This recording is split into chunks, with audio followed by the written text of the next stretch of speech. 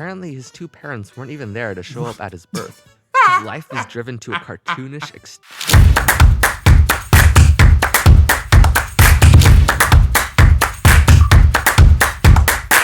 Wait, no. Heroes are supposed to be right. Right? In every adventure cartoon and shonen anime, the protagonists take on heroic traits. They protect the weak, uplift their friends, and save the world. All goals shaped in contrast to those of a villain. Yet when I look back at the stories that I love, I can't help but be drawn to that villain.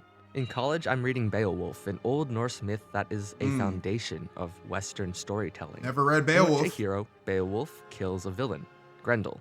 Yet despite Beowulf being the hero, I can't help but feel pity for Grendel. He's a monstrous, ogre-like, murdering giant compared to a demon. But he has a mother who mourns him. Aww. Villains are supposed to be evil, terrifying, and wrong. But what happens when villains are more human than that? What happens when the heroes falter, stumble, or sin? What happens when the societies that heroes defend are the ones that create Jinx villains? and Arcane. What happens when the villain is right? I think the best villains, high key, are the ones who actually have you, thinking. They actually have you thinking like, are you really the villain? Like, those are some of the best villains. I wouldn't say the best, because like Joker is a very great villain, but 100% the Joker is wrong. He's a maniac. He needs to be in a straitjacket in a mental asylum. Like, I don't think any of us are going to be agreeing with the Joker.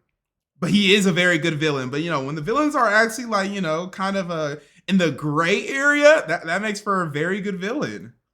You are being hunted. This villain is chasing you right now. In fact, it's hunting all of us. A slow, terrifying hunt. This is the price of mortality.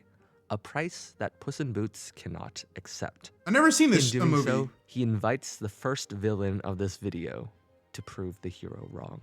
In some stories, villains aren't mortal agents of evil, but instead forces of nature and the universe itself, attempting to undo the injustice the hero has created. Forces like death. You know it, you love it. Sometimes it's portrayed as a peaceful shepherd of souls, and other times, well, it becomes something out of a slasher film. In Puss in Boots: The Last Wish, Puss faces death, not metaphorically or figuratively. The actual or death? rhetorically, just death Wow. himself.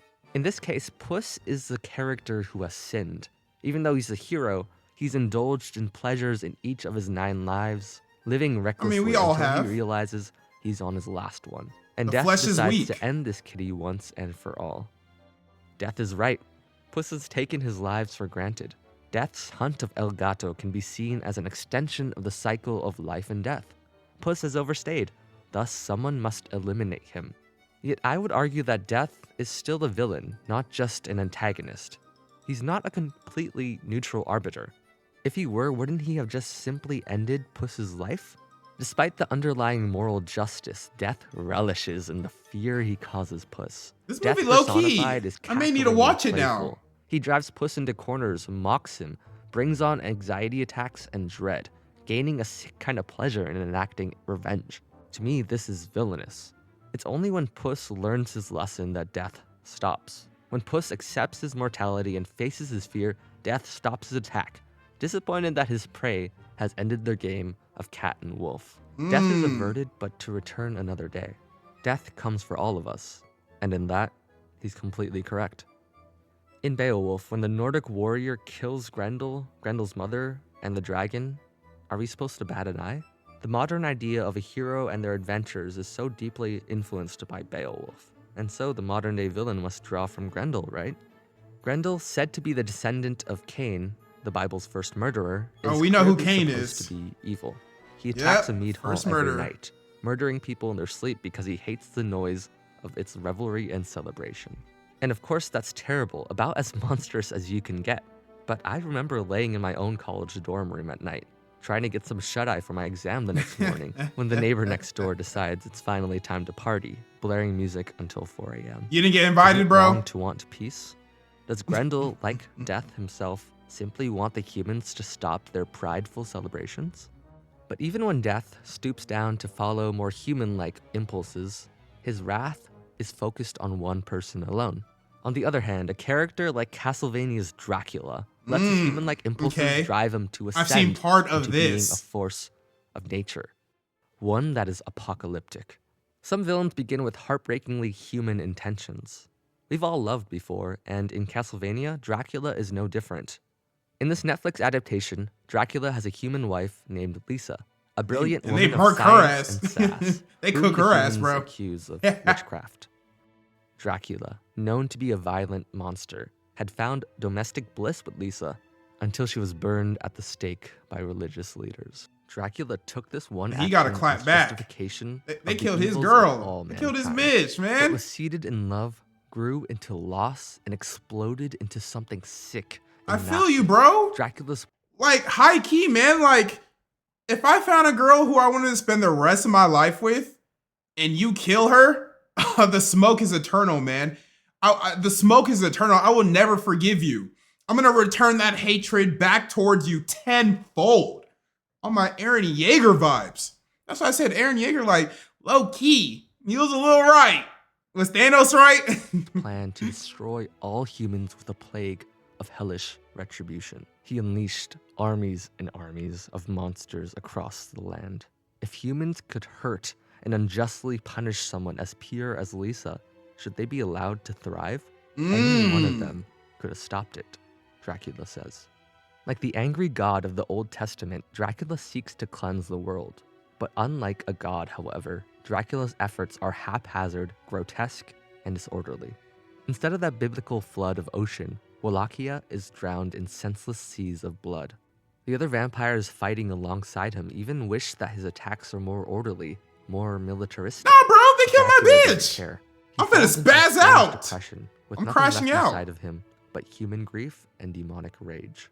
It's wrong to kill an innocent. That's something baked into basic morality. And it's right to mourn those we lose.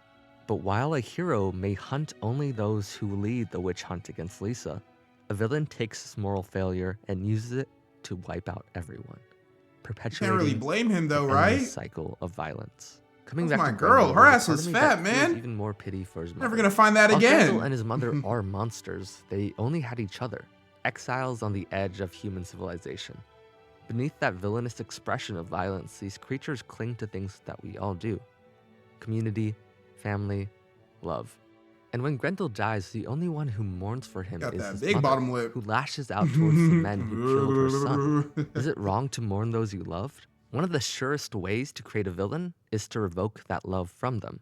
It's basically a cliche at this point. Villains aren't born, they're made. But in Tai Lung's case, it bears truth. The villain of the first Kung Fu Panda movie is Tai Lung, yeah. a savage He martial went artist hard, who was bro. once a child prodigy raised by Master Shifu. They had to get the Master whole Shifu squad to whoop adopted his the ass, and orphan, he still raised won. him, trained him, and loved him as if he was his own child, and as if he was destined to become the Dragon Warrior. Tai Lung himself was also exceptionally talented at fighting, mastering all 1,000 scrolls of Kung Fu. But despite Tai Lung's talent, Master Oogway saw only ambition and rage in the young warrior. Master Oogway denied the role of Dragon Warrior to Tai Lung, but Shifu, his master, essentially his father, did nothing, said nothing on his son's behalf. And just like that, Tai Lung, Ultimate his betrayal. entire life changed. He took this as betrayal and used his martial arts skills to destroy. He would go on to ravage the Valley of Peace, then be imprisoned for 20 years. Oh my gosh, the scene where he does the whole prison break was crazy. I may need to watch Kung Fu Panda again, bro. I haven't seen any of the other ones, but all I know is that he was a very good villain.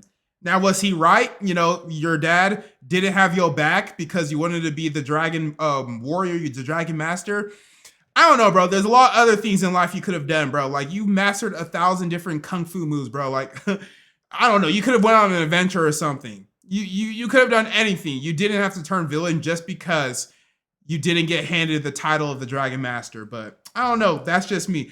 I won't agree with this as much as the Dracula one, because with the Dracula one, bro, I remember seeing that, man. Like, he fell in love with this girl, bro. You take the perfect woman from me, I'm gonna take everything that you love. Straight up, man. Straight up. Is that a little evil? Maybe I'm a villain. A prison built by Oogway that had its construction overseen by the one person who had shown Tai Lung love.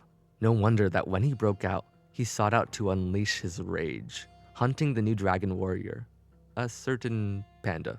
I think there's a whole movie about that, actually. Panda. He said that it had been Shifu who filled his head with dreams and drove him to train until his bones broke. Hey, Shifu Todoroki had tried vibes. to build a hero out of an outsider. That's but when just that like title was denied to Dobby Tai Lung, and the spark Todoroki. of family was snuffed out when he did nothing to help his son. Tai Lung had nothing but his father and Kung Fu. So when one of those abandoned him, what did he have left? Dobby and His father Todoroki the community vibes. around Kung Fu locked him away. In some ways, the heroes of the world were proving Tai Lung's spite right. Rather than try to sympathize with him, rehabilitate him, or find a new pathway for him besides being the dragon They warrior, locked my nigga up, he bro. was left to rot. Would imprisoning Grendel instead of killing him be any better? Would exiling his mother do any good but further her rage? Maybe when villains like Tai Lung are right, they expose something cruel in our idols. Fathers, masters, gods, and kings should not go by unquestioned. Villains have the courage to show us the cracks in things like love and tradition. They force us to reconsider the forces we claim to be good. This is But a Tai very Lung's well violence is thought out still video, cruel. man. His pride is still wrong. Like a toddler throwing a tantrum, he seeks attention in the most destructive of ways. For instead of hunting a person or people, why not target a system? Imagine a city of life and Arcane! progress, a whimsical steampunk metropolis. Sounds perfect, right? I watched this And for the just first forget time the like part about this being from League of Legends, and you'll be last fine. year. But this utopia is built on top an underground of both lawlessness and community, darkness and the most scarred forms of hope. In the noxious fumes below, children play without care, while topsiders who venture down must wear masks, unaccustomed to the smog they've created themselves. Ugh. So essentially, like they live. There's the top side and then the down below, bro. The top side, obviously, as you can know, like let's look at it like the below is like South Side Chicago, and then the top side is like North Side Chicago, bro. So essentially, the top side they have all the money. They have clean air. They have clean air. Golly, like that's where it starts, bro. Having clean air. The people down below don't even have clean air. They're privileged. They're very privileged people. And they're the ones polluting down below. And then they have the nerve to say, oh no, y'all can't come up here. Y'all got to stay down there, bro. I know we're polluting your city. I know it's hard to breathe down there. I know life sucks down there. But like, I don't want to deal with your problems. I don't want to, feel guilty. I don't even want to look at you. Just stay there where you belong. And we'll stay up here where we belong. Like, yeah. I can see why a person like Jinx was born in Arcane. This is the world of Arcane, Perfect. and it's very easy to see the disparity between Piltover and its undercity, sometimes called Zaun. But few people work to change this injustice when they spot it. Few people are like Silco. Growing up in the undercity, Vander and Silco faced the slums like brothers until Vander betrayed Silco for some reason, leaving Silco scarred and vengeful. Silco grew into a ruthless chem baron who went to dangerous lengths to control others in the Undercity and expand his drug empire. And eventually when Vander was taken out of the equation, Silco took over more formally. Later on, Silco even made a deal with Piltover, arguing for the Undercity to be liberated as the free nation of He was Zaun. really writing for his city, bro. They began to listen to Respect. Silco. As violence between the two states grew, the disparity could not be denied any longer. The Undercity was being discriminated against and overwhelmed by the effects of pollution, drug abuse, and apathy. But the Undercity was its own being by now. It could not continue to be dragged around and manipulated by Piltover. At the end of the first season, the Council of Piltover gathered to plan this new change. And we know what Jinx did. When the villain is right, sometimes change must happen. But as much as Silco pushed for a free nation of Zaun, and the Council almost let it happen, other dominoes were knocked over. A certain blue-haired girl named Jinx, raised by Silco, right before they were about to get their freedom, man. And then she Ain't let that her crazy? destructive impulses free, unleashing Blew them motherfuckers up, bro. And now Zaun's independence is still up in the air until we find out what happens next in Season 2. Silco Season 2 is represents dropping in not just rage at November. Vander, an individual, but a larger societal anger with a clear injustice in front of him. Why should his people suffer while topsiders live so peacefully? Why must society damn those below? But in the end, it's another form of betrayal that comes and ends him. In Beowulf, the Nordic tradition is about strength, In King Hrothgar's, goodness is measured by his capability to conquer. They killed cows, they killed horses, they killed each other. When Grendel attacks Hrothgar's mead hall, is he not just a reflection of the society's violence? I began to be more amused than frightened by them. I think it's the role of the villain to force change in a society and to hold a mirror to the madness that is often overlooked. You know, But have what them happens actually when a thinking about what society they're doing, traps you a know? villain in this madness and Like he laughs? said, villains Dr. aren't born. Heinz They're Doofenshmirtz is created. comically, aggressively, and kind of paradoxically evil and pathetic. He lives in a tower creating crazy. Oh, I remember he had like this really sad backstory where I don't even know if that's like really his backstory, but like whenever it was his birthday. Oh no, when he was born, apparently his parents didn't even show up. Like what? I'm gonna say that again so y'all can really process it. His own parents didn't show up to his birth. I'm gonna say that one more time. His parents did not show up to his birth. I don't even know how that's possible, but that's funny as hell, man. Dr. Doofenshmirtz, you have my vote, man. Weapons, fighting a secret agent every day, and he even has his own jingle. Dr. Doof's backstory is also filled to the brim with some of the Doofenshmirtz most Evil tragic and comically Incorporated. tragic moments. Growing up, he was forced by his father to be a garden gnome. His mother failed to love him because he was bad at kickball. Apparently, his two parents weren't even there to show up at his birth. His life is driven to a cartoonish extreme because, well, he's a I would be a cartoon. villain And too, in the bro. series Phineas Your life and Ferb, sucks. His everyday life becomes a kind of loop. Something in his everyday life inconveniences him, such as being insecure about a squeaky voice or wanting to give his teenage daughter a nice birthday surprise. But he was a Then good he creates father. something over the top to deal with this problem. Perry the platypus stops him, and it blows up in his face, quite literally. As funny as he is, this loop also seems kind of like Sisyphus. The old Greek myth of the guy Gotta who had roll to up a push the boulder, and the up boulder and up, always comes but down. only for it to fall over Yep. and over. Doof is trapped in the I read Greek. society of inconveniences. People who laugh at his viral fail videos online or disrespect him in the smallest of ways. He's stuck, constantly trying to improve his life but finding a new issue in his way. He's just like me for real. And his overzealous, crazed ability to create dramatic giant machines to deal with every little problem comes from a very human place. I mean, it was on wanting his to be engineering respected, vibes. wanting to be happy, and wanting to make those he cares about safe and happy. Hmm. We laugh at him not because he's completely wrong, but the ways he tries to solve his everyday issues are blown so far out of proportion. We get the satisfaction of seeing them bite him back in the butt, but there's kind of a catharsis in seeing that. Maybe because it reminds us of our own lives. We Being all just stuck want to in be a loop, loved, be episode happy, after episode, problem be after accepted problem, knowing in that society, no matter what man. he tries, he'll try again next Dr. time. Doofenshmirtz, I like you, bro. That's so evil? I rock with Beowulf you, is man. a story that was initially passed down by oral tradition.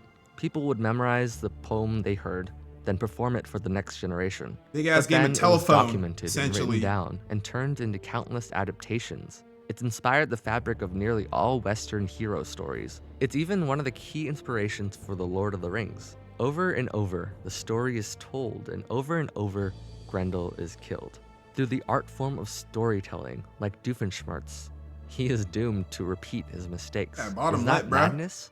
Or Must is have that some goals just on the bottom of life? his teeth. What does it look like when a villain tries Nigga to gets control grills. the madness That's all of you see. reality? Fighting to protect stability, but doing so through violent, often at times overpowering ways. Didn't see some Look no Spider-Man? further than the one and only Spider-Man. That's my Spider-Man. That's my Spider-Man. I don't know about y'all. You know, the regular Spider-Man, he's cool. Peter Parker, he's dope. He's cool. We all love Peter Parker because he is the OG. I am not trying to take anything away from him. But all I'm saying is Miles Morales, man, he's swaggy, bro. He is swaggy. Let me know in the chat, man. Like, do y'all rock with the OG Peter Parker more, or do you rock with Miles Morales more? Like I said, I still like Peter Parker. He's the OG. He's dope. He's cool. But Miles Morales is way too swaggy. How can you not like Miles Morales? He is a swaggy kid, bro. I can't wait for the it was Spider-Man Into the Spider-Verse and Across the Spider-Verse, and then I don't know what the third one's called, but I can't wait for that, man. It's gonna be a long ass time though. 2099. Y'all like the Technically, OG you more? might argue that Miguel That's cool. O'Hara isn't I can a rock with villain. it. He's not evil like Green Goblin or the Spot. He's just an antagonist, one that opposes the protagonist Miles Morales. And He's with just that, trying to I'd protect the honestly sacred agree. timeline. He inhabits a more gray space of somewhere from antagonist to anti-hero to villain. But at the same time, Not even the look at sacred this guy. timeline. He's got trying to protect the vampire dimensions. fangs. What? Can you? That's a villain right there. Okay, fine. He's not a clear-cut villain. He's an antagonist with both heroic intentions and some villainous traits. Because he's still a Miguel Spider-Man, is a you know? Spider-Man that lost his entire dimension. And in this grief, he becomes paranoid. He's just trying not to Spider-Man who let doesn't Miles make the same amassing an army mistake. of different spider people and pigs and horses and trying to control the great web of the multiverse. But honestly, really ask yourself. So essentially the reason why Miguel was going after Miles, the reason why they had that beef, the reason why they had that fight scene, all the other Spider-Mans were trying to fight him, was essentially because Miguel told Miles that in every Spider-Man's life, in every dimension, they're going to lose somebody close to them. So they're going to lose like that officer, like that police officer who is either related to them or really close to him. And in Miles' case, that's his father. So Miguel is essentially telling Miles to let your father die. Me personally, I don't know, man. Even if somebody told me that my dimension will, you know, cease to exist, that I will ruin everything, can you really just do nothing? You just told me that my father is gonna die. I don't know if I can just truly do nothing, bro. I don't know, man. I don't know. It's really hard. It's really hard. You can't just do He nothing. surveys it all, trying to make sure that the canon events happen and that order remains in balance. But in doing so, Miguel allows people to die. Canon events can entail horrific tragedies that must happen in order to maintain the universe's stability. What other choice does he have but to become Villainous in order to save everyone? From the perspective of Miles Morales, it's easy to see Miguel as a villain. He represents a darker Spider-Man who has seemingly given up on saving certain people. Gets the And job when done, it's Spider-Man. discovered that Miles may be an anomaly, Miguel ruthlessly traps him, trying to prevent him from saving his father from another villain. Is it the hero or the villain who should decide the fate of others? The webs of hero, anti-hero, and villain. And Miles took a dub against all Miguel those is Spider-Man, right bro. to try to save Who the else but universe, Miles? But is it right to let another Ben die over and over? Is it right to watch Gwen Stacy fall to her doom 100 times over and not do anything? At what point does it become too much? I don't know, man. I wouldn't be able to just sit back and do nothing. Villain? Out of the different depictions of Beowulf, there's a book by John Gardner that follows do me. Grendel's perspective What did he say? instead. And based on that nah. book, there's a do 1981 things my way. animated film What did he called say? Grendel. Y'all gotta let me know. What is that very famous line where Miles is like, nah, I'm gonna do me. What does he say? What does he say? Nah, I'm gonna do my own thing. Was that it? Yeah. Nah, I'm gonna do my. That was clean. That was so clean. That was so clean. That was so clean. He said, nah, I'm gonna do my own thing. Bro, that was so clean, man. That was so clean. Miles Morales, you my Spider-Man. Like I said, Peter Parker, he's dope. He's the OG. I got nothing against the kid. But Miles Morales is just way too swaggy. Plus, he has electricity powers and he can go invisible. Like, come on, bruh. Come on, bruh. Grendel. They have similarities and differences, but in the end, they give the villain of the story the main perspective, and we as the audience can't help but empathize with him. He's still a murderer. He revels in attacking the men of Hrothgar's mead hall. But the simple act of following him rather than Beowulf exposes his loneliness, his curiosity, and his humanity. Would Miles Morales become the villain if we followed Miguel's perspective? I'm gonna do my Heroes own are thing. villains, monsters are humans, right or wrong? In this video, I've asked a lot of questions. Believe me, I wish I had more answers, man. But maybe that's the point of a villain being right. When someone supposedly evil has a point, then we question our own ideas of good. Villains reflect the injustices This video is of really society, good, guys. giving I us hope a y'all paying lens to view attention. our world and notice the darkness and the light. But through the extreme actions they take on, heroes are dragged into the fray. Innocents get hurt. In the game of hero and villain chess, the hero has 3 moves to respond to the villain's moral check. The first is to deny that the villain was right, to find another way. In Spider-Verse, Miles runs from Miguel, zooming on his way to find his father, rejecting the idea that all is lost, that people must die to be Spider-Man.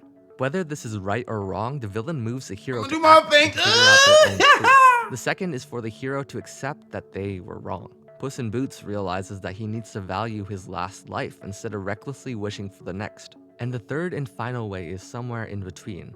It is to listen to the villain and to try to teach them, to engage in a conversation and show them mercy.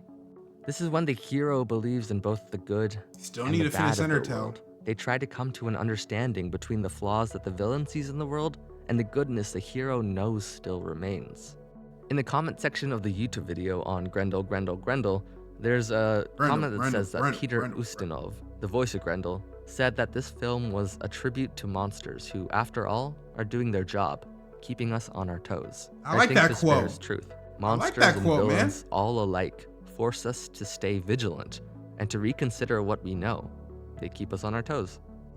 At the end of the film, after watching this bumbling mama's boy ogre observe humans, he enters the mead hall one last time, meeting his doom. Beowulf has arrived, and he manages to pull Grendel's arm off. Grendel begins to die. He stumbles outside, Got me feeling bad for and we Grendel. watch him lie there alone, calling for his mother. I Aww. see this villain there alone. Just alone can't crying help for but your mom. feel That's actually pretty. sad. That's actually pretty sad, guys. I don't think we should let Grendel devour more folks Someone or said, "Where's evil Darth Vader?" scientists take over the Isn't tri-state that area. nigga evil? But they do deserve something. They deserve to at least have someone to give them a Didn't show chance up to his and to own listen to birth. them, That is nuts, for it is an awful thing. man. Yeah, This was a dope video. Poor Grendel's had an accident. That is actually really sad. Crying out for your mama. Wow. Yo, this was actually a really dope video. What happens when the villain is right? Because sometimes these villains aren't 100% wrong. Like, it really is a gray area. The world isn't white and black and white. Nah, sometimes there is gray.